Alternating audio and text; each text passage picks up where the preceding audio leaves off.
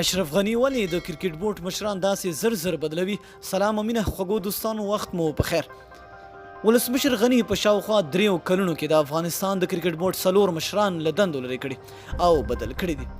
د لرې کړل شویو مشرانو د لرې کېدو علتونه نه دي ښکاره شوي او د نویو مشرانو د ګمارل کېدو علتونه نه دي ویل شوي.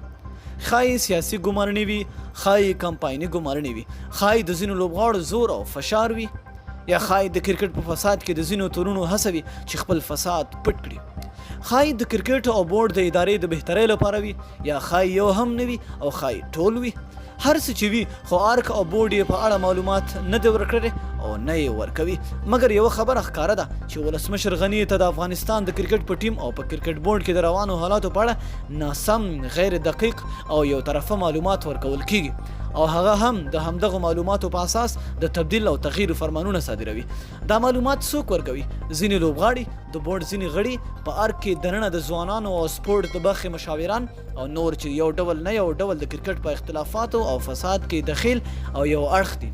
یوه خبره له زړه کوم چې په کرکټ کې روانو حالاتو مایوسه کړی یم او که د کرکټ نړیواله شورا په دې ټولو کیسو خبره شوه، افغانستان ته به سخت زیان ورسوي. نو دوستانو، تاسو څه نظر لرئ؟ خپل نظر مو لاندې په کمنټ کې راسره شریک کړئ. تر بلې ویډیو دلې الله پامان.